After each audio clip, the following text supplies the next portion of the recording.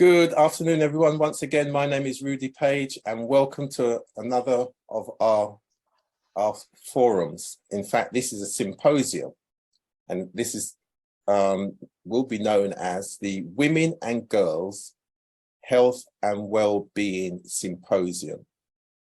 So it's about building healthy communities through education, physical, mental, and spiritual health. We also, with this particular forum, we're focused on knowledge sharing between countries, cultures, and systems for implementing National Development Plans 2030.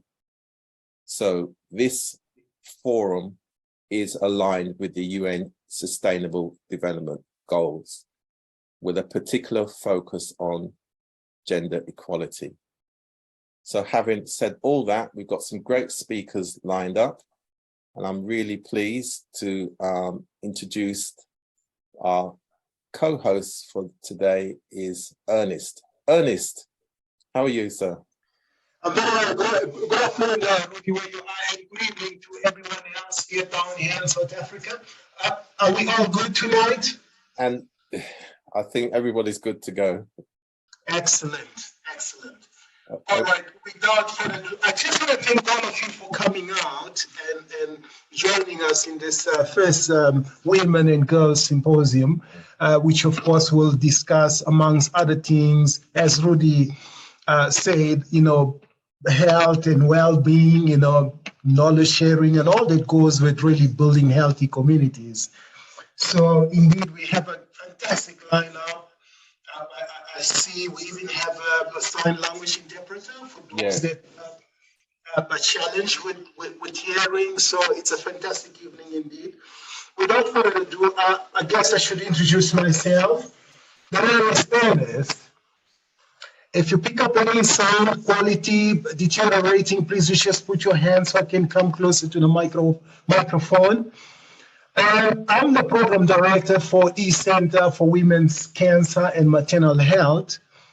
And what we do, basically, in a nutshell, is that we are a nonprofit, focused primarily on, prevention, detection, and of course, survivorship of people that, are affected by cancer. Women and family, of course, we do not have any exclusion. So in a nutshell, that's what we do. We'll drill deeper as we get further into the program. For now, though, I want to introduce one of the speakers on the panel, starting with Marisa. Would you like to please introduce yourself to us? Hi, Ernest. Hello, everyone. Can you hear me clearly? Yes, we can hear you, Marisa. Thank you very much. My name is Marisa Lowe. I'm a breast cancer warrior, and I live in a small countryside town about an hour and a half's drive south of Johannesburg called Parys in South Africa. And yes, I met Ernest. I'll tell a bit more about how we met when I get my speaking opportunity, but I'm here to encourage other people who are on similar journeys or who know people who are on similar journeys, so that they can get all the support and all the proper care that they need, no matter who they are or where they come from. Thank you. Excellent. Thank you so much, Marisa, for that short and sweet introduction indeed. Our next, of course, person to introduce themselves is Natalie van Blurk. Hi everybody. My name is Natalie van Blurk, as Ernest said, and I specialize, one of the things I specialize in is corporate wellness, helping companies and the individuals in their companies to be more well and to be able to then be more productive. So that's where we specialize in, and I'll chat to everybody just now. Okay. Excellent. Coming again on board, it would be Natalie Skeepers. Good evening, everyone. Is it afternoon where you're sitting, Ernest? Thank you for inviting us. Natalie Skeepers, I'm a safety professional advisor corporate advisor, and today I'll be talking about issues in the workplace, safety that women can pay attention to, and how workplace policies can work for them or not work for them, and how to speak out or speak up when issues are not working in their workspace. So I'm from South Africa. I live in Johannesburg, more so Boksburg. And thank you for inviting me, Ernest, and happy to be here. Thank you. All right, thank you so much for that indeed. Ms. Konse, you're next. You can introduce yourself. The floor is yours.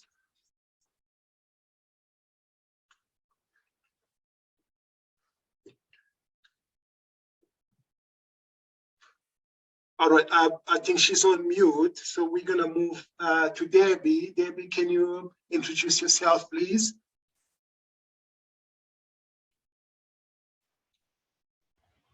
Thank you, Ernest, and hello, everyone. My name is Deborah Ngoma. I am from Cape Town, a cancer survivor, specifically breast cancer survivor. I am a vision bearer of a ministry called Deborah's Conversations. Thank you. Thank you. Excellent. Dr. Rhoda, would you want to come in and introduce yourself, please? Good evening, everyone. Thank you very much, Ernest, for this opportunity. I hope you can hear me clearly. Yeah, we can. I can hear you. Brilliant. I'm Dr. Rhoda Jura Creek, and I'm a medical doctor and CEO of Amber Medical and Travel Clinics, which is a healthcare organization in Nairobi. And I'm here to speak about the role of technology in healthcare, which is a passion of mine. So I look forward to it. And thank you very much, Rudy, for putting this together, Rudy and Ernest. Thank you. Thank you so much, Dr. Mary. Yes, good evening, everyone. I'm happy to be here. My name is Dr. Marie Claire Wangari. I am a project manager at Africa Health Business, as well as a general practitioner based in Kenya, who has interacted with the reproductive health space as a frontline healthcare worker and as one of the founding volunteers of a social change program I pioneered called RESPECT, called Reproductive and Sexual Health Program for Kenyan teenagers, which tries to bridge the gap to access to education, as well as services in Kenya for adolescents and youth. Happy to be here and looking forward to sharing more. Thank you, wonderful. Ms. Fumane, can you come in and introduce yourself, please?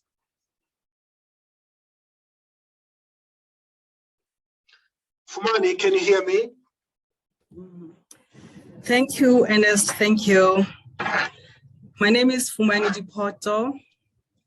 I'm working at National Union of Winemakers as Youth and Women Coordinator in South Africa. Thank you.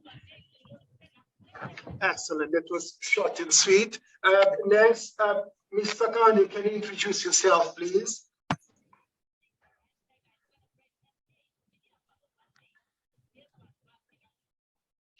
You're on mute. I did unmute. Can everyone hear me? Yeah, we can hear you now. Yeah. Good evening. My name is Sakani Malinda. I'm a student and I'm an outreach officer for the E-Center. Thank you. Okay. Excellent. Ms. Raisa Rose, can you introduce yourself, please?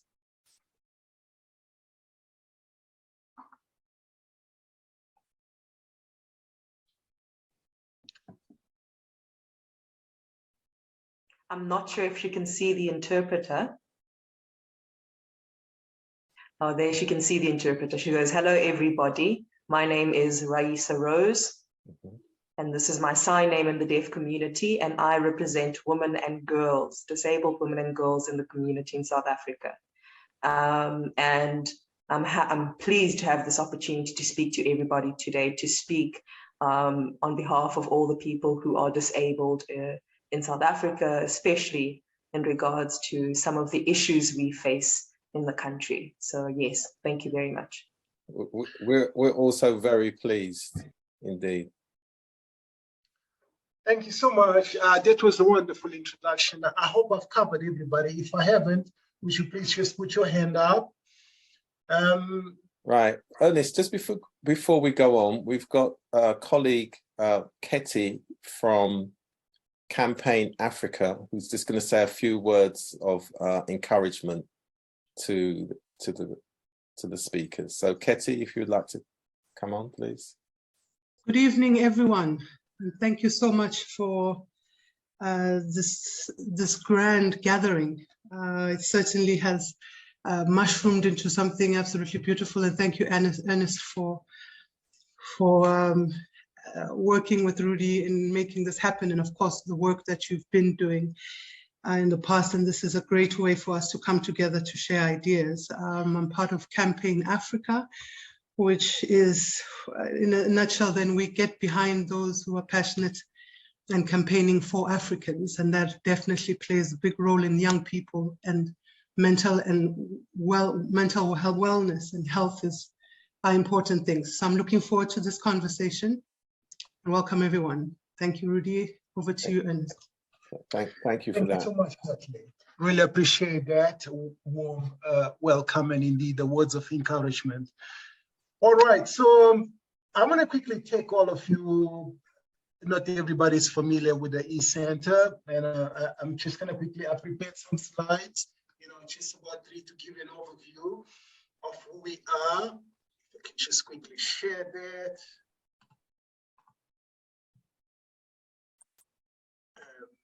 Right.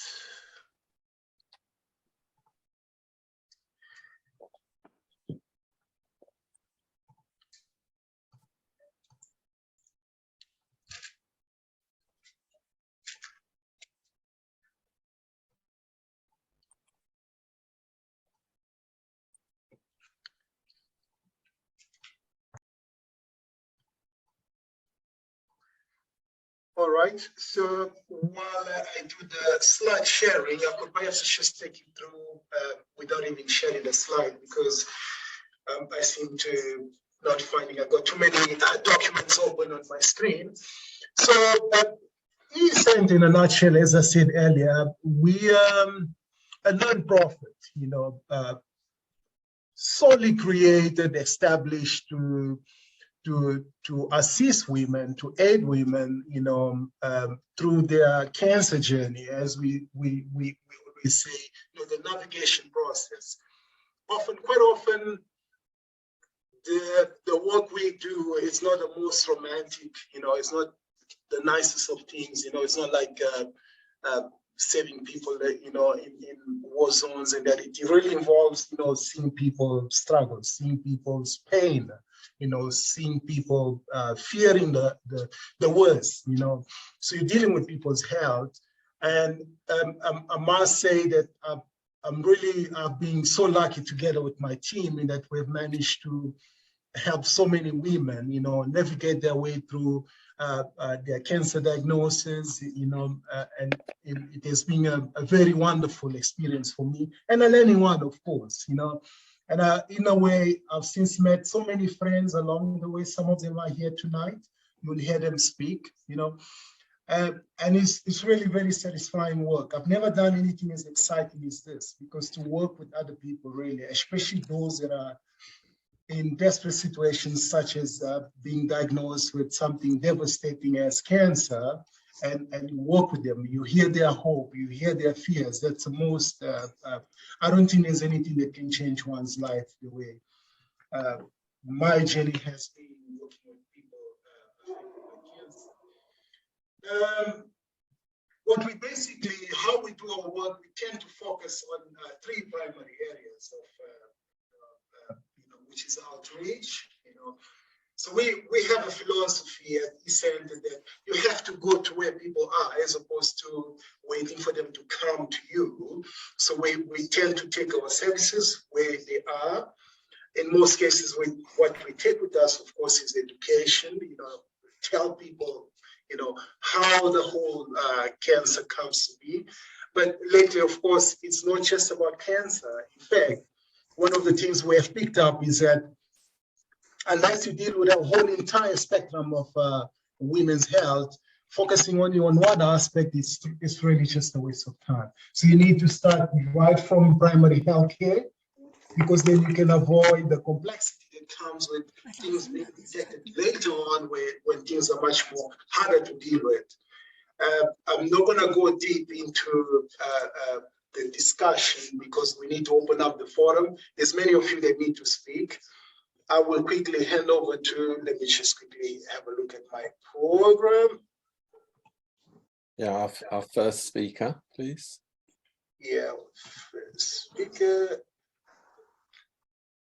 Okay, so our first speaker, women supported by e-Center, it will be Tsakani Malinda. You can come in. So just to give you an overview, so Tsakani, she is one of the young people. I've never really come across young people that are so passionate about their own health and those of elderly people in the community. So Tsakani joined us last year as a coordinator, healthcare coordinator. She's a student and she volunteered her time mainly to reach the faith-based communities, your churches and here in Johannesburg, that sort of thing. But come in, Tsakani. Good evening, everyone. I hope everyone can hear me. We can indeed. Good evening. Yes, as I introduced myself earlier, my name is Tsakani Malinda. I'm 21 years old. I'm a student. I reside in Vaal in Johannesburg. So I was first introduced to the e-Center by Mr. Mhlongo, and I felt so excited because I personally have a first-hand experience of living with someone that is diagnosed with cancer, because I have a family member that is diagnosed with cancer, and that made me interested in being in the e-Center, because then it gives me a chance to help other people that are in need of my help. And I understand the trauma and the hurt, the after effects that comes with being a patient that is diagnosed with cancer, and also being a family member to someone that has cancer. So I have first-hand experience as to how hurting that is, and I know how much support you need when you're at that state. So my main focus will be on the faith-based community, where we raise awareness to them, we give them the support that they need, we give them education that they need as to how do you prevent cancer, and if you have it, how do you then treat it, the importance of attending your appointments and all of that. We give all the necessary support that those people need, and the necessary information and the education that those people need. Thank you very much for that. Thank you very much for that. The next person is Ms. Dimpo from National Department of Health, and she'll be coming through. Ms. Dimpo, can you hear me? Good evening. Good evening, everyone. Can you hear me clearly? Yeah, we can hear you. Go All ahead. right. My name is Dimpo Chweneahe from National Department of Health, South Africa, from Women, Maternal and Reproductive Health Cluster. My responsibility is female reproductive cancers in the country, and our main focus is to do oversight, develop policies, and ensuring that all 9 provinces are actually complying with the set prescripts. So my topic for today is more of, seeing that this month is Cervical Cancer Month, I'm going to be keeping my focus around there from the policy perspective and up to the operational level, which is going to be just a brief of all those. South Africa had developed a policy in 2017, signed off, and as well as the guideline that was signed off in 2019. The main focus of our policy is ensuring that there is education and information sharing to the public in terms of the risks, so that we minimize risk and improve survivorship. Subsequent to that, our policy is also focusing on prevention strategies, and our prevention strategies that we have taken very serious is HPV DNA vaccination, HPV vaccination that started in school in 2012. So far, we have made really good strides because we're sitting at, from January 2022, we're sitting at 83% of girls in school between 9 and 12 years being vaccinated. And proportion of the last 17% is actually more of the parents that are not actually signing the consent form, because the policy is before any child can be given the vaccine, the parents must have signed the consent form thereof.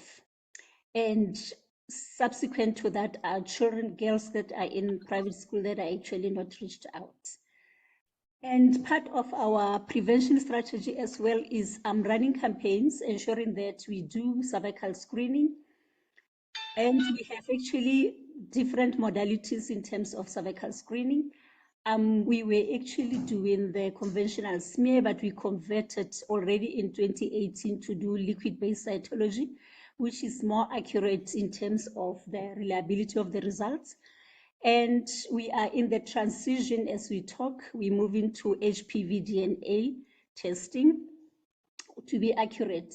And that is actually in line with the WHO 2020 strategy for 2030 elimination of cervical cancer, whereby there is 90-70-90 strategy in place that South Africa has adopted.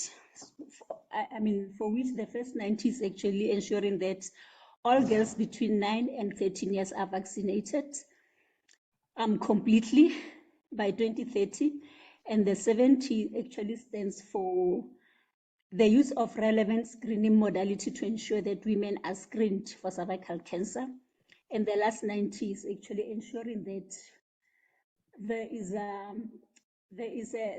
management of precancerous lesion.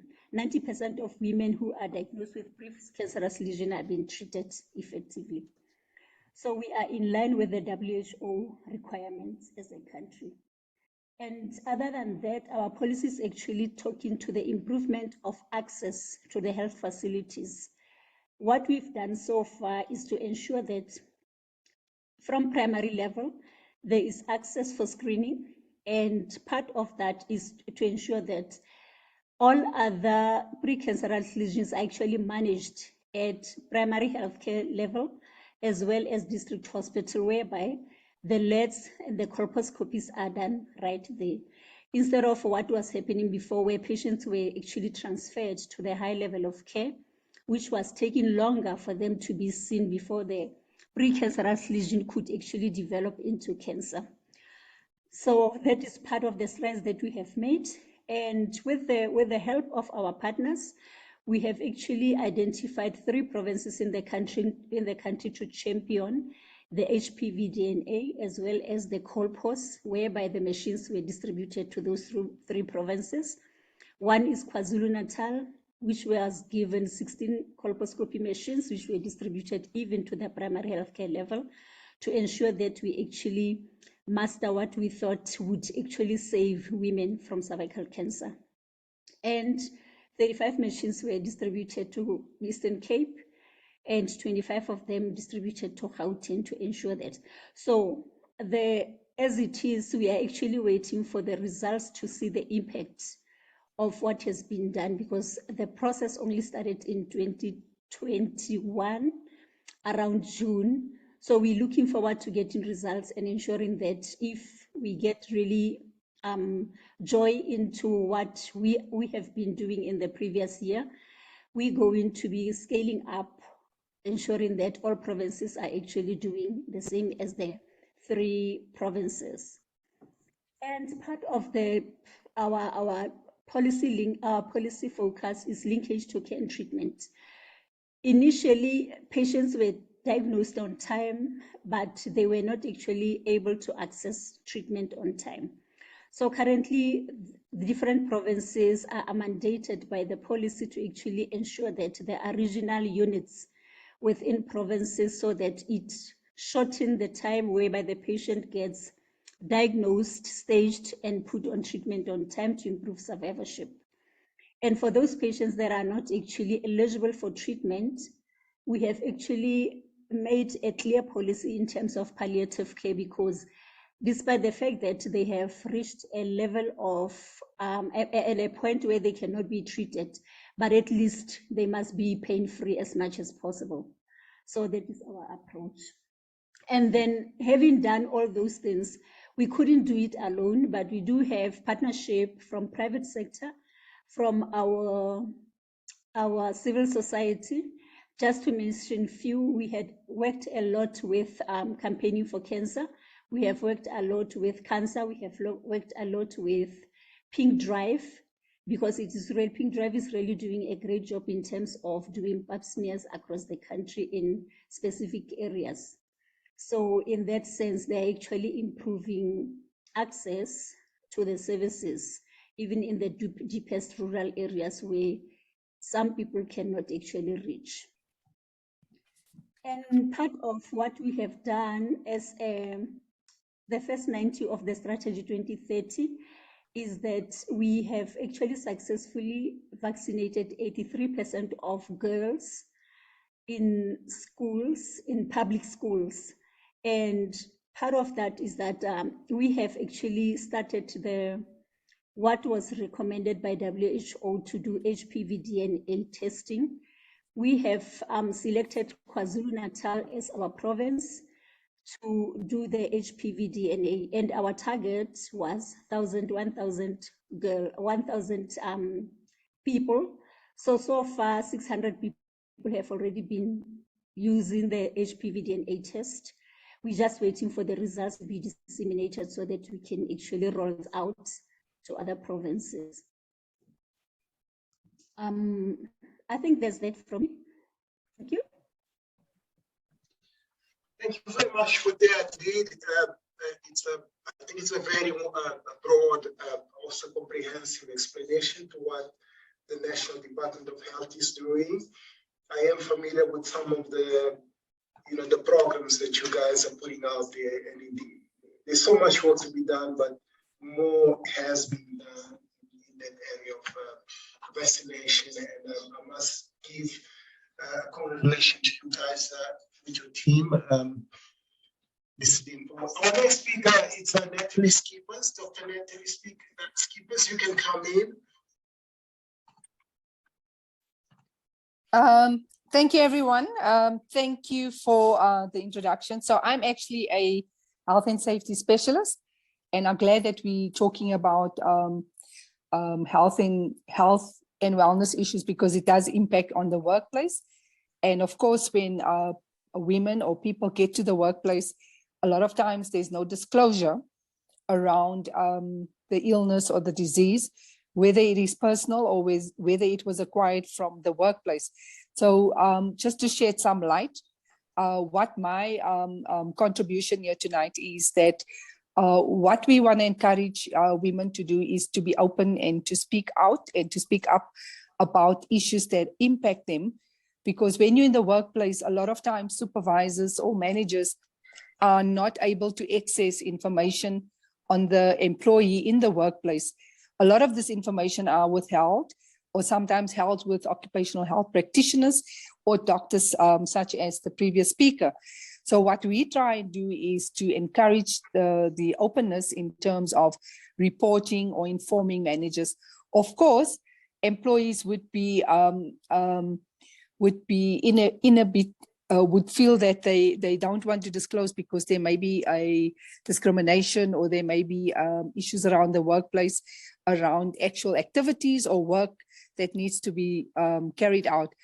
So from a health and safety perspective, it's very important that there's full disclosure in a safe space, of course, and to ensure that your manager or your supervisor understands what you're going through. For example, if an employee is going through a situation with cancer, or they're receiving treatment, it's best to inform the employer, because that will impact your safety, your cognitive ability in the workplace.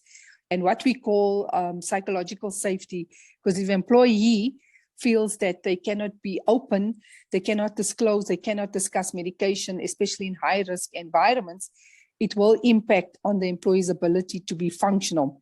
What we do want to see and encourage from my perspective is that where policies do not encourage or do not support employees.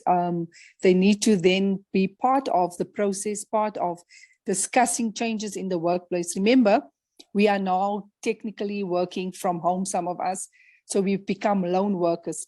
So what systems are being put in place or being encouraged that employees report on a regular basis or have face-to-face meetings with their managers, or even the workspace that they finding themselves in. So lone workers is something very foreign to a lot of organizations, because they technically don't really understand that if a person works isolated alone, they're still part of the bigger safety system and they need to be taken care of. You can't just leave them. Just think of a construction worker that must work on a mast and he's up there fixing a telecoms line and he's all alone because he's a technician. How does he communicate? How does he reach out? Does the supervisor have a system where he checks on the employee? And for that matter, a lot of women are now entering that space, becoming technicians, working in construction. And on top of that, we have to deal with working in isolated spaces, and not to mention other things like harassment that's taking place in the workplace, workplace violence, where this will impact on the health and the well-being and the safety of the employee. So we want to encourage employees, women, and all kinds of employees, younger employees, employees that are entering the workplace, that are new in terms of workplace systems, processes, to actually get involved in safety audits, safety inspections, and make sure that they understand their work, they understand their jobs, they understand the requirements of that job. So functionally, if you are supposed to work in a high-risk environment and substance abuse is a problem, you need to then also talk about it, get it out, talk to your supervisors and make sure that you disclose in a safe space, because that can become a problem in the workplace and you can actually impact the safety of others. Now, coming back to females and workers, women employees, we also know that facilities are a problem. If you're working in construction, like I have in many cases, you get to a site and the facilities doesn't cater for women. There in itself, we need to speak up, we need to speak out. Women coming back from maternity leave, suddenly there's no facilities for you to do your use your breast pump or breastfeed or something in that space. You also need to ask the employer if there's some form or shape of accommodation. In fact, our labor laws does allow for that, that you are accommodated in any form or shape if you are still breastfeeding. So women need to take up their space. They need to speak up about health and safety issues that is not suitable. I'm not saying we must be accommodated every nook and cranny, but certainly the employer must ensure, as the law requires, that there are health and safety systems that make us safe at work, make us safe physically, make us safe psychologically. Because if you are working on a conveyor belt and you're on a night shift and there's only two of you, if something happens, how do you interact with the employee? Or if there's safe systems that you need to activate, how do you phone emergency services? What happens to the conveyor belt that you're working on if there's just a two-man shift? So we need that kind of information. We need that kind of communication. We must know what are the workplace policies. How do the policies support us at work, and how do we access? Another simple thing is personal protective equipment. I just want to end up with this, is that a lot of times we're issued with size small, and size small does not mean it's going to fit our women in terms of our anthropology, in terms of our makeup, in terms of how we are. So sometimes we are given personal protective equipment, boots, shoes, clothing items that doesn't actually serve us well because they're not made for women. So policies again impact on our safety and our well-being at work, and we need to make sure that we are part of the solution. We need to make sure that we speak up and speak out about things that does not serve us well. And this month in South Africa, we actually tomorrow, it's Women's Day, a lot of gender-based violence. So if there's violence at work, we know that harassment has been outlawed, even catcalling, talking to women in certain situations where harassment is not allowed. We need to have safe systems at work because we want to be economically productive. We want to contribute, and a lot of us are smart. We know what we need to do in the workplace, but these systems, processes, the environment does not support us being in the workplace. However, it is up to us also to contribute to the solutions that we want to see, speak to the management, speak to the executive, speak to the board, and come up with those solutions where they can see that there's definitely changes that need to be made in the workplace. By the way, it is also underpinned by the Sustainable Development Goals, which we know talks to all of the above that I've mentioned and so forth. So I hope that in the 7 minutes I was able to do justice to the discussion, but there's so many things that could be said about the workplace in terms of even our functional abilities and how the employers should assist us to be functionally well and mentally well and safe in the workplace. Thank you, Ernest. 7 minutes is not a lot, but I thank you for allowing me to speak on this platform. Thank you very much. Thank you so much, Dr. Natalie. Thank you. There will be a chance, Natalie, to say a few things later. Give us. Yeah. Next coming through is Dr. Mary Claire in Nairobi. Doctor, the floor is yours.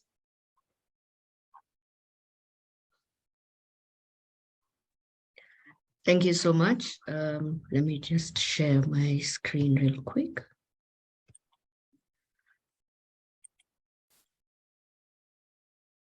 Yep. So my name is Dr. Mary Claire Wangari. I am a project manager at Africa Health Business, and my talk will be on leveraging on partnerships to improve or rather to advance women's health in Africa. And I'll be sharing just a brief overview of an event we held earlier this year, which was our 6th Africa Health Business Symposium, which was, the theme was the role of the private sector in advancing women's health in Africa. Just a brief overview, Africa Health Business is a boutique consultancy, advisory and investment firms, which offers an array of services from business intelligence all the way to stakeholder convening, and then our flagship event, which is the Africa Health Business Symposium. The February one was on women's health in line with International Women's Day, and our second edition will be in November on men's health in line with the Men's Month of November. And the reason we held this women's symposium was because we realized that we have so many private sector stakeholders who play a key role in advancing women's health, whether offering diagnostics, offering advice, offering funding. But when you having a forum to jointly discuss these things, many a times is rarely there, and it's rarely an event where you rarely have a scenario where private sector think, what can we do jointly to also amplify the work we are doing in our various fields. And this goes very timely in even what some of the leading organizations were saying, that women's health is essentially a center point of systems globally and in the WHO.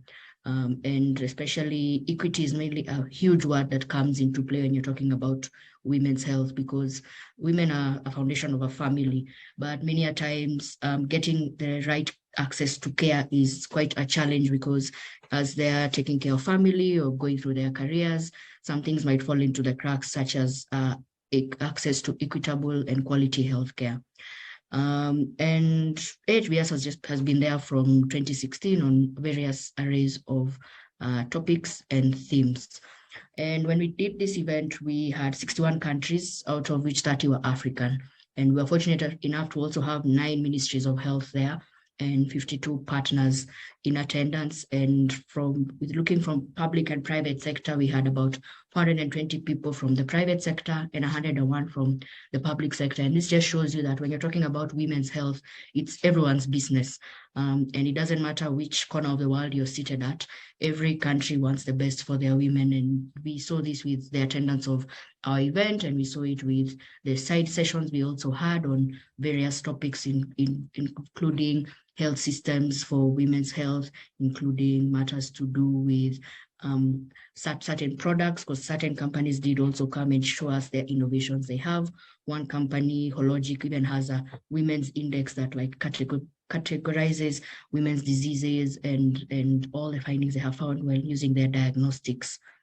And as you can see, our partners were of all ranges, from your hospitals to your development partners to even now the Ministry of Health of Kenya, which held this event, which shows you just how cross-cutting this topic is.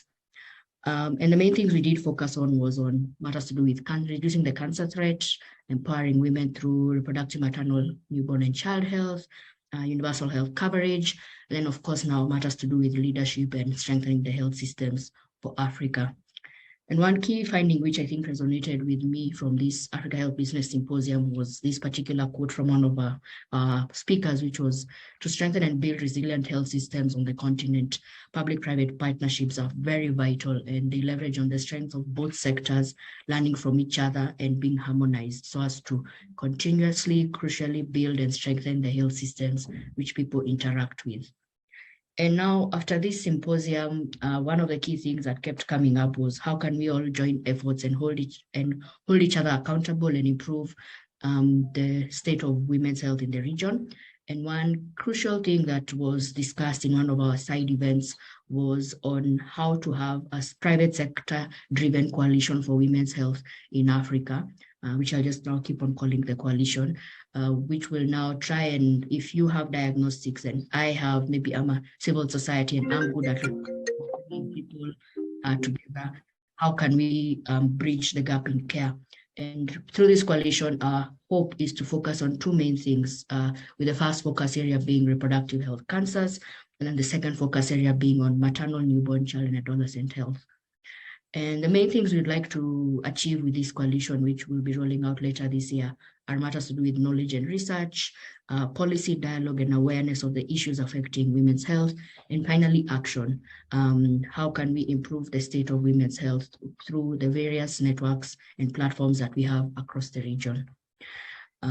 Yes, and I think that will just be my summary for that. This is just a nutshell of some of the testimonials that we got from the AHBS that we held. And with that, I'd just like to thank you. And I think my main summary for this presentation would be that women's health is something that needs all hands on deck so as to achieve universal health access. And the private sector does play a key role in that, and it is open to working with various arms so as to achieve this goal. So I think the easiest way to put it is together many hands make light work, and we need all people on board so as to bridge the gaps we have in our care for our women. Thank you. Thank you. Thank you so much for that, Dr. Mary. Thank you, really appreciate that. Our next speaker is, I think my video is actually, let me see, I'm back on screen here. Our next speaker is Dr. Rhoda, also based in Nairobi. You can come through, Dr. Rhoda. Thank you very much, Ernest. Can you see my screen? Yes, we can see your screen.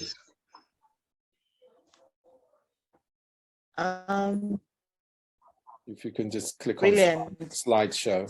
So I'm Dr. Rod, and I'm a doctor practitioner. Brilliant. I'm on slideshow. No, not yet. We are. Yes, you are now. All right.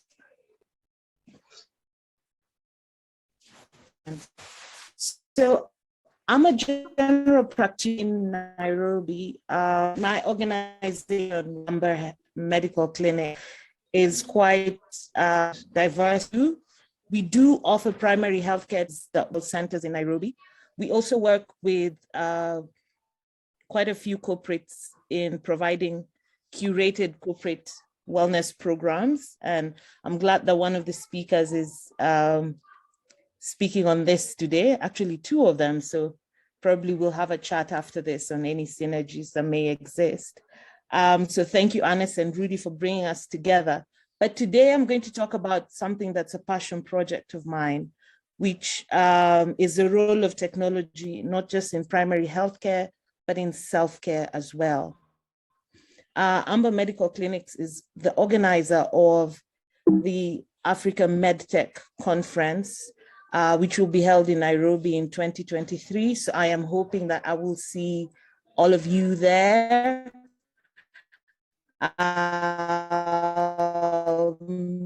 Whether as or partners. So if you're interested in part in this, reach me. I'm very excited about it. So our general practice both in the public health sector and in the private health sector. Now for the last 6 years, I'm running my own health night. I have technology evolve, and not just evolve because of the passage of time, but also evolve when moving from the public health sector environment into healthcare provision in the private health sector. And healthcare is one of those places where we are sort of trailing a bit behind as far as technology, just because of how sensitive this service is. You know, the finance industry, fintech took off years ago, and we are only just coming in, whether it's in artificial intelligence or in robotics. And we realize now, and as we have known, that we cannot escape it. So in primary healthcare, technology is important in education. And I'm glad that the speaker who represented the Ministry of Health in South Africa emphasized on women education, as has Dr. Wangari, getting information out there. And so did Natalie, getting information out there, educating the community on what they need to know.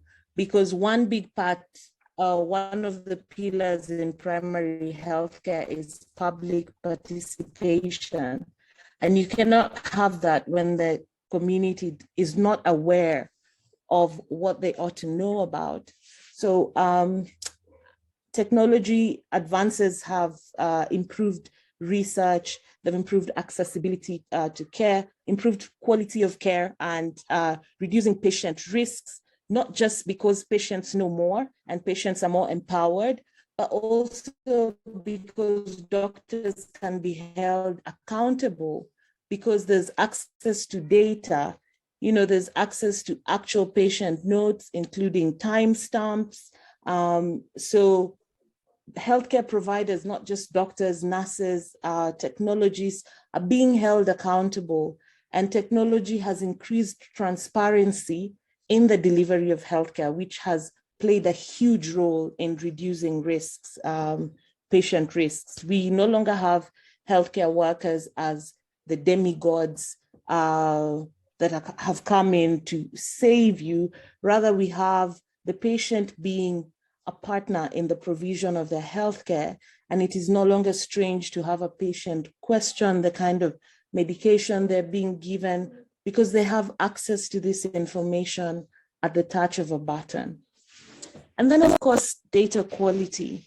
I've been running my practice for close to 6 years now, and I have close to 30,000 unique patient visits. And that means if I did not have an electronic system of data storage, I would have a massive file room. And so not only is the quality of my data better on my patient care, I also have easy access to this data at the click of a button. I have access to patient records. I can share these records with any physician all over the world. I can download this data in an encrypted form and share it with the patient themselves so that there's continuity of care. So it's brilliant what technology has done. And this is just the tip of the iceberg. There's also robotics and nanorobotics in surgery, which is gaining quite a bit of momentum. And we hope to see a lot more improvement in certain aspects, especially in cardiology. And even the technology in prosthetic limbs, the technology in joint replacement has made a massive difference, not just in primary healthcare, but in tertiary care as well. Now, primary healthcare is a community-based approach, people-centered approach to healthcare, so that the community is integrated. And we cannot talk about communities without talking about women. More often than not, the women in the community, the mothers in the community have a massive influence over how families seek healthcare, the health-seeking behaviors of families. They often direct, which hospitals their families go to, and what more often than not, as far as healthcare is concerned, despite a lot of societies being patriarchal, women are often the center of making disease related to healthcare seeking. And so in primary healthcare, we can't talk about communities without about empowering women, putting this knowledge in hands, so that when it does point of making decisions in terms of where to seek health, what kind of healthcare to seek, and at what point, do you move to the next level of care? Technology is involved in patient communication and education. When you scroll through social media, you'll see massive posts, many posts on influencers talking about mental health and mental wellness. We have doctors now on social media doing health promotion. And I'm sure in the next couple of years, we will have the ministries of health during the pandemic, for example, a lot of information on COVID-19 was being shared on social media and reaching quite a large audience. So we'll get to a point where each and every person on the planet has access to this information, and healthcare campaigns will hugely be through technology. And electronic systems, like what I have, where I have the system, files, treated cloud-based system. And therefore this data not only has longevity, I have easy access to it, there's easy retrieval, there's confidentiality. Nobody can come into my clinic and file case from one practitioner to another. If I am seeing patients, and one of my outpatient centers sees a lot of expatriate clients, and I'll simply download and transfer a file from my practice to the other person's practice. And therefore, it's very clear what I have been doing with this patient when they move on to the next level of care. It makes it extremely easy to refer. And technology, as mobile technology, makes private healthcare very convenient. I make a to call the hospital I am referring my patient to end that they have beds. We even have hospitals we partner with whose capacity we are able to see. We can see that this hospital does not have IU beds at this moment. I will refer to this other hospital. So this way of storing data, the inputting data, extremely important. And of course, disease epidemiology using data technology, data analysis, obviously influence policies where resources are mobilized to. All of this ultimately results in improved quality of care for the patient, because we are in an era where patients are custodians of health, opposed to medical providers being custodians of. Applications promote self-care. For example, we've got applications on phones that carry positive lifestyle changes, encourage you to move more. Your phone will buzz it to that time, for example, that do not now. Set a timer on your phone so that every 2 hours, if you haven't gotten up in 2 hours, you get up and you do a stretch, like Natalie mentioned, a lot of from home. and we're working alone. Encourage Dr. Rhoda, just these kind of reminders. Dr. Rhoda, I'll give you one minute to finish, please. Thank you. So using technology for good is extremely important. And so if you don't have this on your phone, I encourage you to do that. Get wearable devices that, thank you very much, guys, for listening. I think that is indeed my last slide. All right, thank you very much for that. Ernest, just before you go ahead, I'd just like to announce to everybody that this program is being aired live on womanr.co.za radio, womanr.co.za radio. There is a Woman Radio app which can be downloaded from the normal Apple and Android Play stores. So that's, if you're online, you want to click on a website, womanr.co.za. But if you can download to your phone, then it's just Woman Radio from your app store. Thank you very much for that, Dr. Rhoda. You raised some great points there, which I hope we will come back to later on from a system point of view, but it would be good to hear how patients have been enabled for their voice to be heard, and and what response has been from the system and clinicians to that feedback from patients as well. So hopefully we will touch on that as part of the overall dialogue later. Ernest, back to you. Yeah, thank you so much for that, Rudy. Dr. Rhoda, thank you very much for the wonderful presentation indeed. Our next speaker is Miss Natalie Blurd.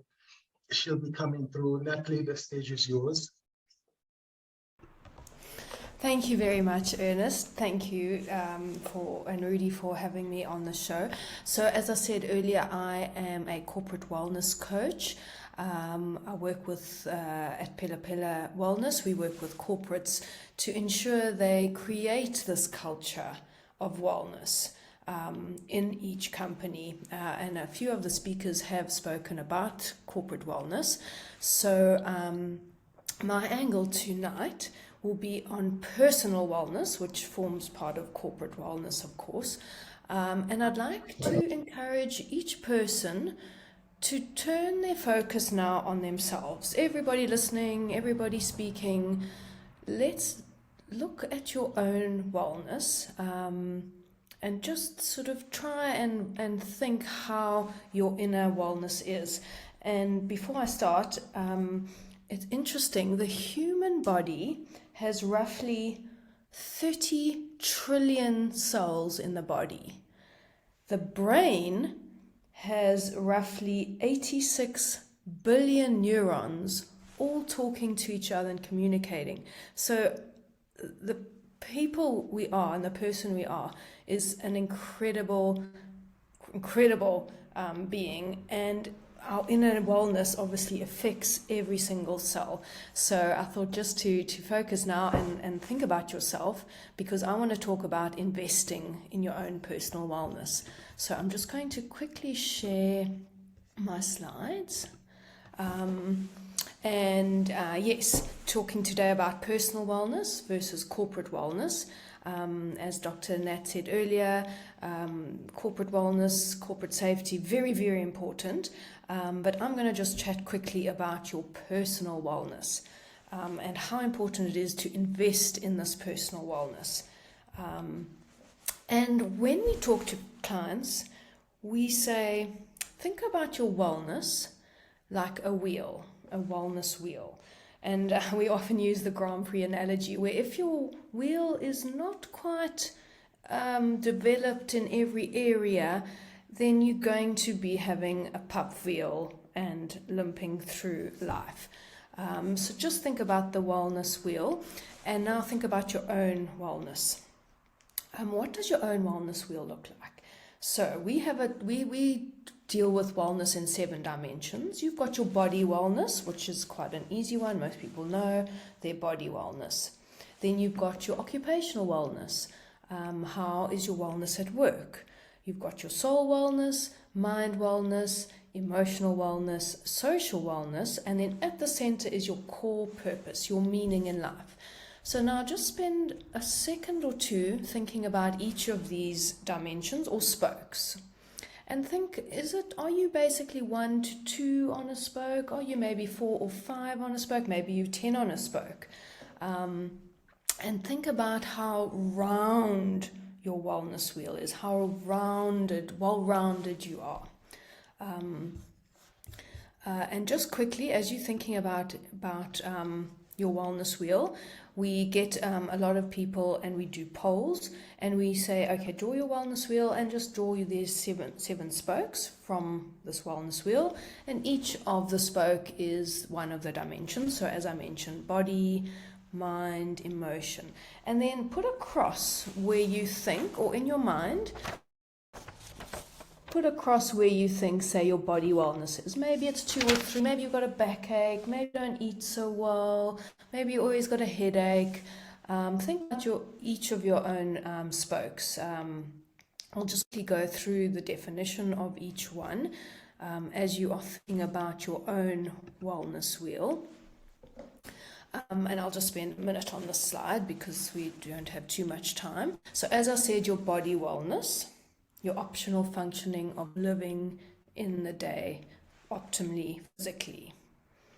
Then your emotional wellness is your ability to cope with circumstances, to deal with personal feelings in a positive, optimistic way. So if, for example, someone says something a little bit negative and then you fly off the handle and you get really cross, maybe your emotional wellness needs to be a bit more well-developed through different ways, maybe having some more inner time, maybe some more meditation, various ways to help all these different levels. Think about your occupational wellness. Are you succeeding through your work? Are you feeling fulfilled? Or are you like, oh, you're not really interested in going to work? You don't wake up with a fire in your belly and you think you're changing a job. So then your occupational wellness will maybe be 2 or 3. Your mind wellness, your continuous promotion to enhance your insight, your wisdom, taking in information. What is your mind wellness? Soul wellness. It's the way you see yourself in the world, your ability to exist. And then meaning and purpose is where it all is integrated. It's quite hard sometimes to think about your meaning and purpose. Why were you put on this earth? And are you achieving why you think you were put on this earth? Or is it not something you really deal with, and then maybe it's 1 or 2? So just quickly, I'll just show you my wellness wheels. 2018, I was an amateur athlete, competing in the world champs in Edmonton, training twice a day, early morning, late afternoon. Very, very, very, very many exercises, swimming, running, cycling. So my body wellness, 10. My occupational wellness, company doing well, hiring people, many clients coming in. So my occupation was 10. But you know what? My social and soul wellness, I forgot about, and I wasn't invested in them. Didn't have time for friends, didn't have time for family. My soul wellness, didn't have time for the greater God. Emotional wellness, meaning and purpose. So in 2018, I was sent a little bit of a curveball, and we all sent curveballs in life, and how well developed your wellness wheel is tells you how well you will deal with the curveballs life sends you. I was sent a curveball. I fell off my bicycle and I went into immediate coma. I had a traumatic brain injury and I was out for 8 or 9 months. So that was a definite curveball that life sent me. So I am now focusing on all the dimensions of wellness to ensure that I am as more balanced as possible to deal with what life sends you. Life sends you cancer, life sends you things. So be as well developed. Invest in every dimension of your life. And just quickly a definition, that's what I'm talking today about, the personal wellness. It's a lifestyle of personal self-responsibility, balance, and personal growth in all dimensions of life. So sit back and maybe those dimensions that are 2 and 3, maybe spend some time investing in those dimensions. And we work with Wellness Africa to help people on their wellness journeys. And then corporate wellness is also what we help people with. That is making sure the company has a culture of wellness.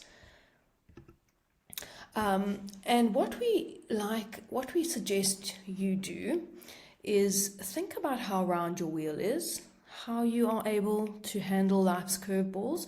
Do you have any blind spots? I clearly had a blind spot. I thought I'm so fit, I'm so healthy, I eat so well, my business is doing well. But you know what? Those other 3 or 4 dimensions were my blind spots. So thank goodness the world whispered something to me, and I needed to ensure that I'm developing all the dimensions so that I'm not limping through life, but reaching my full potential of why I was put on this earth. So think about your own personal wellness. And you know what? One listener will get a free wellness assessment to see how your wellness is doing. Are you round or are you limping? Do you maybe have a spoke at 10 and all the other spokes at 4? So that's what we were able to give everybody, and then everybody else can email us to look at your own personal wellness. And we also take that into the company, doing a health risk assessment, but that's for a different conversation. So yes, think about your own life, your own wellness, and take the time to invest in yourself so that you can handle what life sends you. For example, Skills Train have a stress management course. Invest in taking the stress management course. It's 10 or 15 minutes. There's 10 easy steps to follow to decrease your stress levels, for example. They also have a Managing Wellbeing course, Skills Train. It's a great course, 20 or 30 minutes, and you are investing in yourself. They have over 2,000 courses in the health and safety and wellbeing space, and many are discounted offers with Women's Month. So invest in yourself and take a course or 2 and see how you can help your own wellness journey. And anyone interested, email Linda. I will give Linda's details in a second. This second, there's Linda from Skills Train Distribution. All these online courses at your fingertips, 20 minutes, 10 minutes. When you want to and have time, you can attend these courses to ensure that you are as holistic as you can be. Myself, I'm corporate wellness coach, Pella Wellness. If you want to invest in your own wellness, email me and I will give one person a free assessment. And then I need to work on this. Oh, okay, maybe that. Oh, this is how I can work on this. So that is me in a nutshell. I'm going to stop sharing my screen now, and all the best, and I look forward to hearing all the other great speakers talking today. Thank you so much for that, Natalie. It was wonderful to see those slides and all that you're doing in the space of wellness, personal wellness. Our next speaker, of course, is Marisa Lowe. And Marisa, the floor is yours. Thank you very much, Ernest. Thank you very much, Rudy. I am sharing a screen. Can you all see my presentation? We can indeed. Thank you, Marisa. Thank you very much. So I have a few slides prepared, and I can talk forever. So please, I am setting a reminder for myself as well, just so I have an idea where I am. So if I do look down, I'm looking at my clock. So a routine mammogram saved my life. And what I want to do is, as an individual, I want to bring a message out there that every woman, every person has the right to quality care and treatment. Now, what happened to me? I want to share my story with you. I was diagnosed in August 2019 with a routine mammogram after I went for my annual screening. So we have cardiological problems, in the family. And I go for my screening every year. I have my ECG and I focus on my heart because that's the problem that we have in our family. And I was at the time, I was 45, and I thought, maybe it's time to go for a mammogram. And my GP referred me to a radiologist. I went for a routine mammogram, being afraid of the experience because I didn't know what it's about. And I walked out of there with a report in my hands that read in big bold letters, 85% chance for malignancy by RAD grade 5. And I drove back home crying. It was about a 40-minute drive home. I did not know what to do. That initial shock was one of the worst things I've experienced in my life. I have since been through chemotherapy. I have received, sorry, I'm not reading on the screen. I've had several surgeries. I finished breast reconstruction in March this year. So it's a long process. I had many complications. So I'm also not the average rule of thumb. It is a rare, about 1% of cases my surgeon said has my type of complications. So I had to remove the implants again. I had to walk around flat-chested for 6 months. Horrible experience, but yeah, we'll talk about that at another point, because I do have another message. I just want to have you understand where I come from. And I've also been on Herceptin, which I'll tell you a bit more later on. It is a controversial drug because it's a life-saving drug that up to 2019 was not available in the public sector.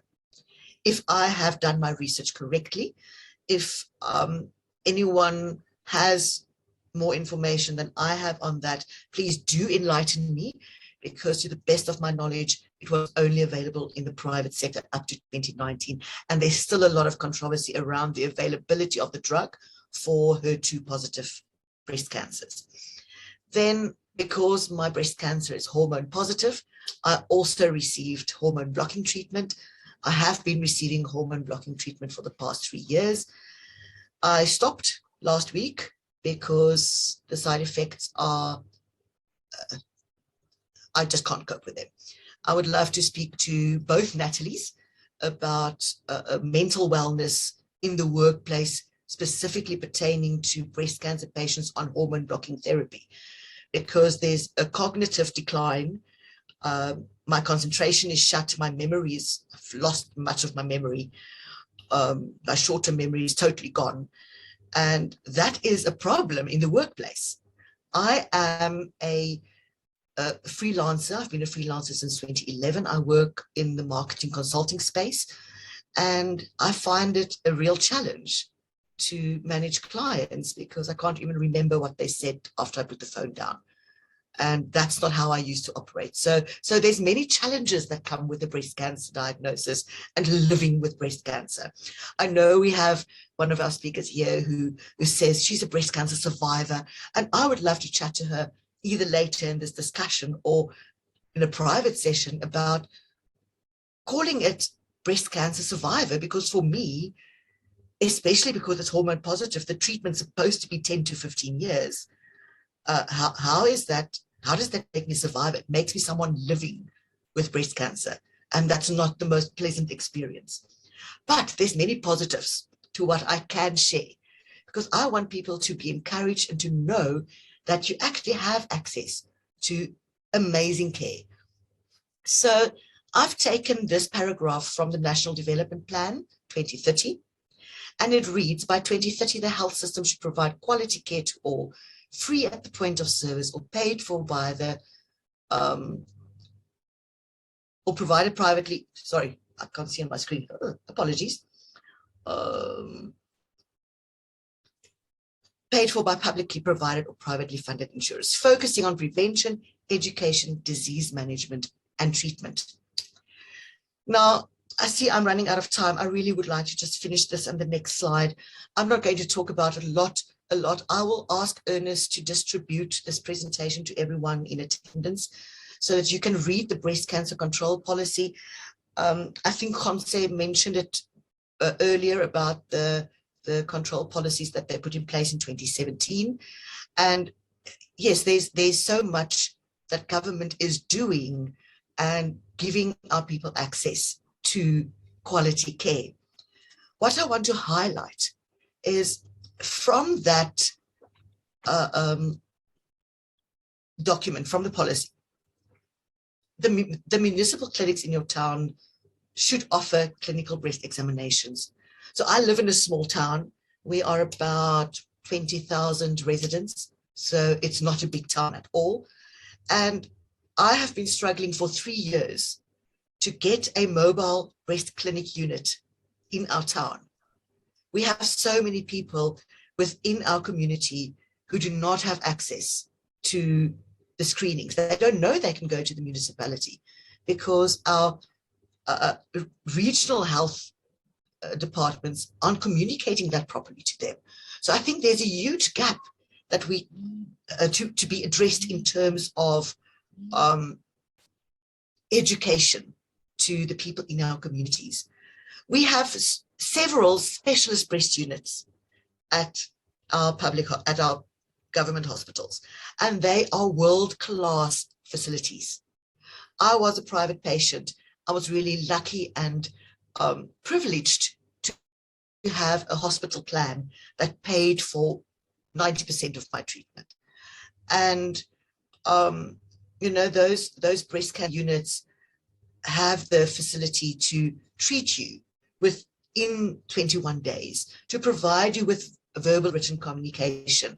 I speak to so many women who do not know what type of breast cancer they have, did not know there are more than one type of breast cancer. They have a right to that information. And my mission in life is to make people aware that they can ask questions, because knowledge gives you power to make the right decision for your body. And that's what I'm very passionate about.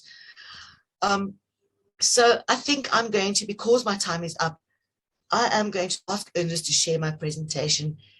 If you want to get in touch with me personally, I will gladly speak to you. I will gladly guide you. I will gladly answer your questions when I have a moment. You can reach me by doing a search for me on the internet. You will easily find me everywhere, or you can work through the e-center and you can reach me through the e-center as well. I thank you for your time. I can talk forever because it's really something very close to my heart. Yes. And yeah, I mean, thank you very much for the opportunity to speak. Marissa, thank you very much for that. And I'm really pleased that your presentation, particularly coming from the patient and member of the public who has to access the services. It's okay for us who work in the system, provide services, and we can set out very clearly all the time what the policies are. But to hear from the public and, you know, how they view the services and where and how they view the gaps in services, most importantly, which in the end that we want the system to address. So thank you very much for such a valuable presentation. Thank you, everyone. Ernest, back to you. Yeah, thank you so much, Marissa. That was really excellent presentation. And as always, you know, you leave us with so much to think about, you know. Rudy, thanks for that. Our next speaker is Raisa Rose.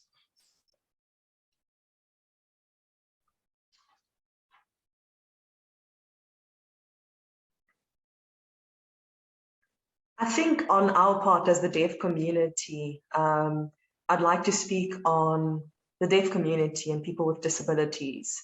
For us, it is a very big challenge to go into hospitals and not have an interpreter there. Even the frontline staff, such as the receptionists, aren't able to use sign language, and that's a big challenge for us in the deaf community. It is important that most staff members learn sign language or provide interpreter services. Another thing is using pen and paper. At times, there are certain medical words or medical terminology or jargon that's used that we as deaf people sometimes don't understand. And that's a big challenge for us. And I believe that as people who are deaf or disabled, we need to have more recognition and suitable tools to assist us in the medical arena. Thank you. Thank you. That was a great presentation, because again, going back to my earlier point, is that we can talk from within the system, using the word inclusion, compassion. But again, what are we doing to improve the quality of care for everyone? So it's going to be interesting to hear as we go into the dialogue, whether there are any ideas from the other providers, those who work in healthcare systems, what they're actually doing for people from the deaf community and people with other kinds of disabilities. So thank you very much for that. Thank you so much, Raisa and Rudy. Our next speaker is it's Miss Fumi. Is that correct? Yeah, Fumani, actually. My apology. Miss Fumani, you can come in. Good evening, everybody. My name again is Fumani Dipoto from National Union of Minemakers, where we are organizing in mining, energy, construction, and metal. But this evening, I just wanted to share with you how women and the social challenges are. As grannies and mothers, there are things that we are doing wrongly so, like domestic lessons that we have learned. As they say, charity begins at home, meaning that is where everything starts. Children in their homestead learn a lot from their families because that is the immediate surrounding they encounter. As parents, we don't respect our children. We fight in front of them, swearing and shouting. When they grow up, they think whatever happened at home is the path to follow. They grow up learning that to beat or abuse someone else is how you should love to the next person. And we are having ascribing gender roles, which I'm going to talk about a boy child and a girl child. When a boy child is celebrating his birthday, as parents, we buy the items such as gun, cars, etc. Guns are dangerous weapons, but by buying them guns, we instill in them a mentality that it is a must-have. But we give them such items without instilling in them responsibility, discipline, and accountability. Thus, when they grow up, they are inspired to have the real gun by hook and crook in their possession. But because we did not teach them responsibility and discipline, they go out to get guns and use this for wrong reasons, which included killing the next person for no justice reasons. For the girl child, in our families, we buy the girl child dolls for playing, which instills the role of motherhood caring. It also goes along with the expectation to be subservient in society. While instilling a sense that a girl child should take care of the family's responsibilities, we also teach the girl child how to assist in cooking, cleaning, and so on, while we don't do the same for boy child, which is wrong. And in socialization, after families tend to ascribe gender roles, which are socialization that goes beyond the homestead. This means that even in society, we have already allocated women and men special functions. This leads to gender differentials which favor men. Hence, South Africa has pervasive patriarchal practice, even though it is democracy based on equality. Due to the adverse socialization of gender roles and the patriarchal aspects of our society, when in many instances are paid salaries, wages less than men while doing the same job of equal value. This king socialization is also wrong because we subject the girl child to a culture of laboring. For example, in line with gender patterns about. For example, women in South Africa today, in terms of Stats SA, report on gender dynamics are far less likely to have driver's license compared to men.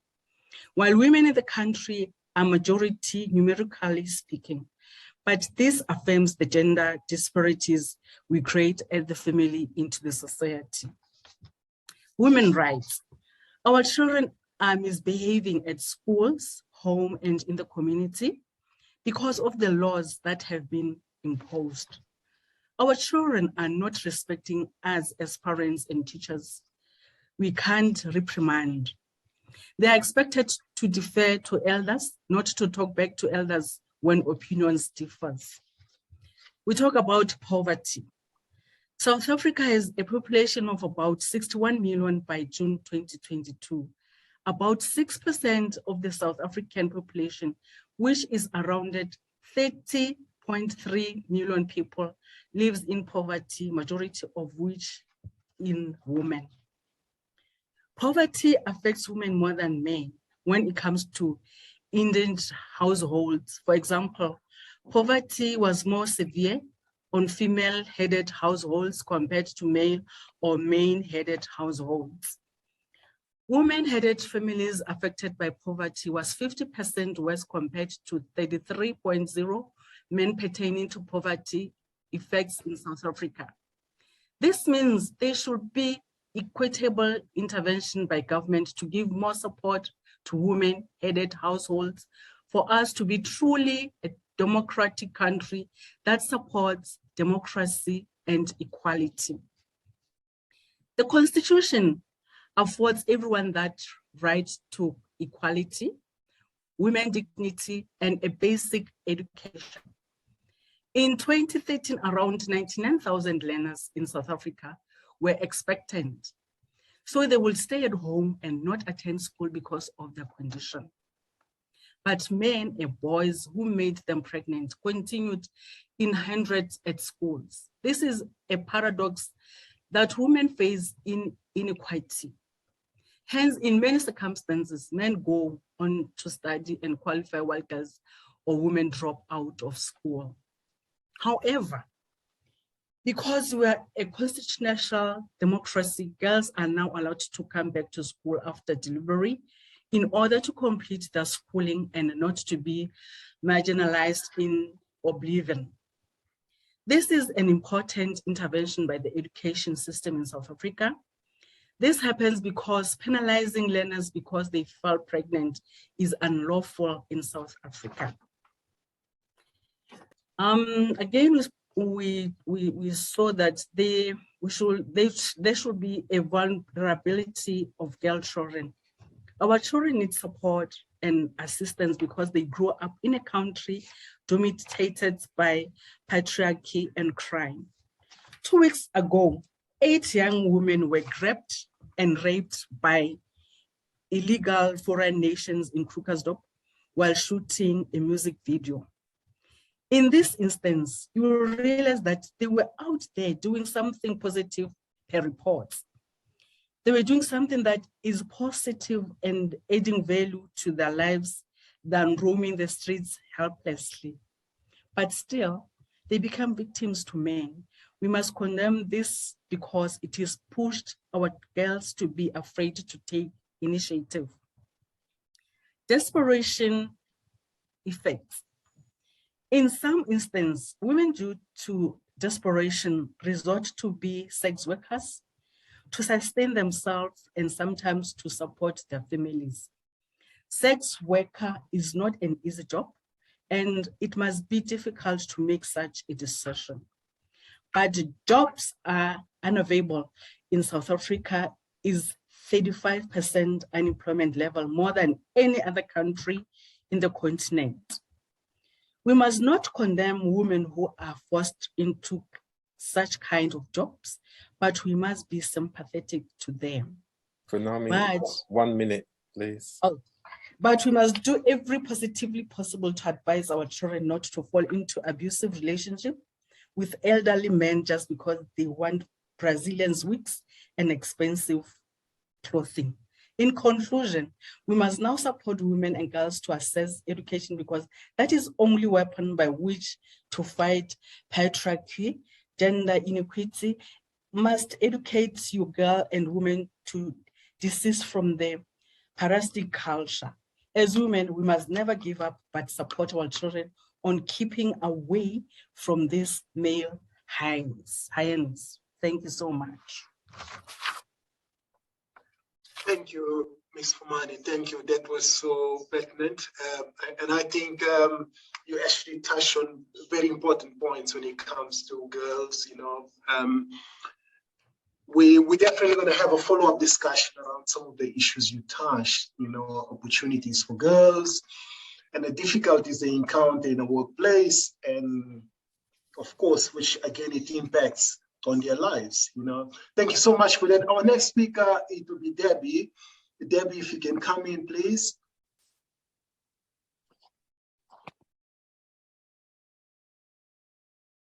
Thank you, Ernest, and thank you for the opportunity.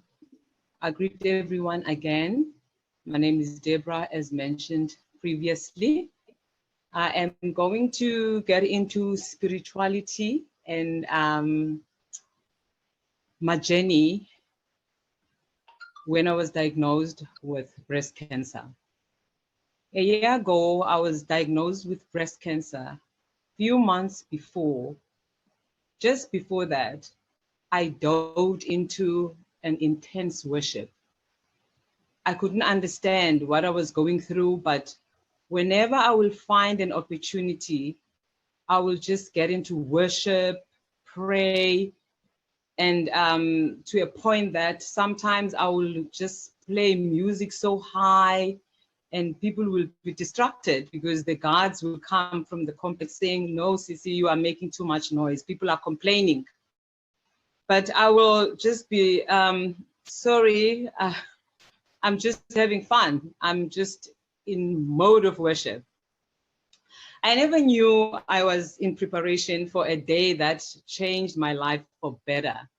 I would say it was for better because it drew me closer to my maker. Yes, it started badly, but I managed to keep my cool. I went for the test, then I got the results. On the day of the results, I was as cool as someone who knew about the results, even though I never knew because it was my first time. I totally believed that the intense worship helped me because I am a believer. I believe my faith helped me because I would say I rested and gave my results to God.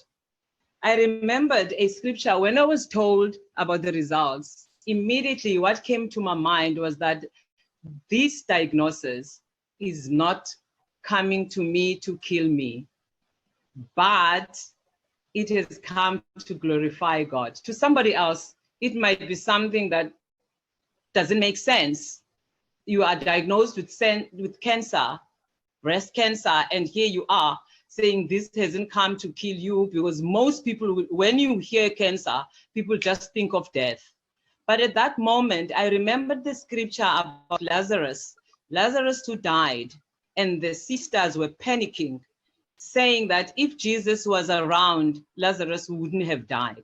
But because God had to be glorified through the death of Lazarus, Lazarus had to die. So I took this as my diagnosis. I'm having this diagnosis. It hasn't come to kill me, but it has come to glorify God. So I continue living my life, believing that this is not a death sentence. I am going to live my life and I'm going to live longer. So after remembering all those, I told myself, even for me, this ailment is going to make me somebody whom God wants me to be, because I believe there's a reason for each and every pain, because in this pain, I managed to find a purpose. While I was going through the diagnosis, I remembered something that was dropped in my heart years ago, that I need to gather women who are going to tell their stories in order to heal one another. So this came back to my mind, and I was like, could this be the reason I am going through this? Because I am having a story now. is this story going to heal other people? Then it came to my mind that this could be the reason this whole thing is happening. Because I remember when I had the surgery, my surgery was so smooth, it went well, but it took a turn on the third day after I was supposed to be going home. I developed clots and I lost blood.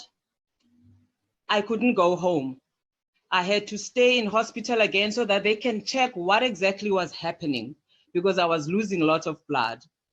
I'm trying to rush as much as possible, and I've tried to summarize this because we're talking about a journey here. A journey can be very long, but now because I'm trying to summarize, I am going to try my level best.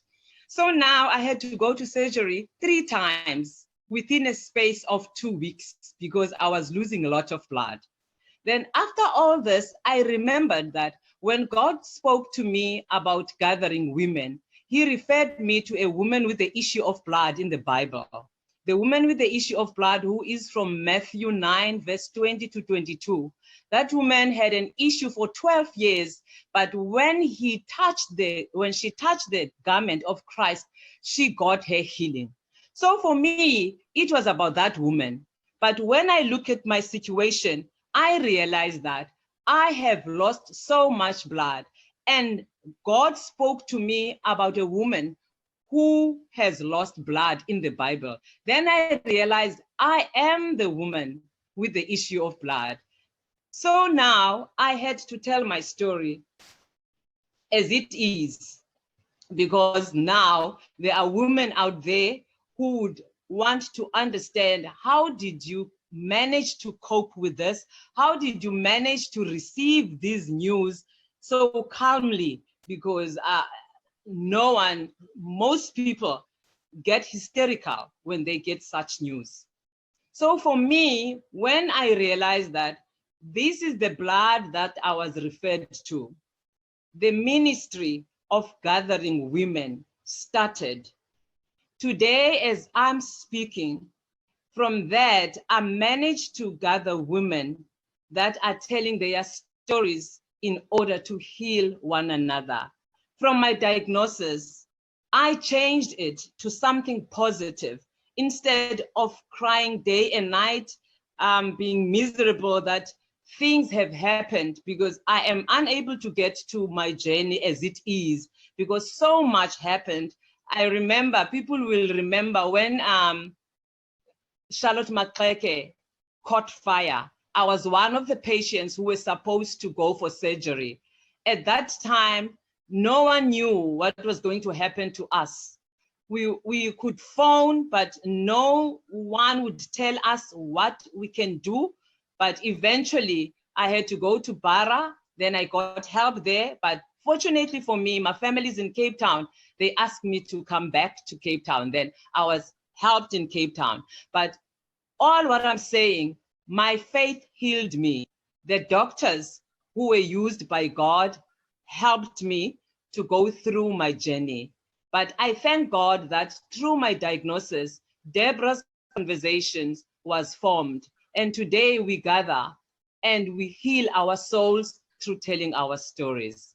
I would like to encourage each and every woman who's going through pain to remember that through pain, you can get the purpose of God, and the purpose that will turn around whatever situation you are going through. Thank you so much. Deborah, Thanks. that was excellent.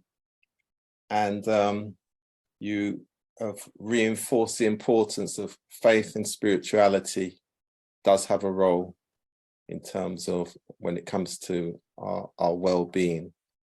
And it is an area for the next discussion, as Ernest has said, because especially when it comes to the mental well-being and being able to carry on that journey, the support of friends and family is so important. Being treated with love, compassion, and with humanity, again, is so important, that understanding. So that's an excellent story, and I can't think of a better story for which to end this particular Women and Girls Wellbeing Symposium.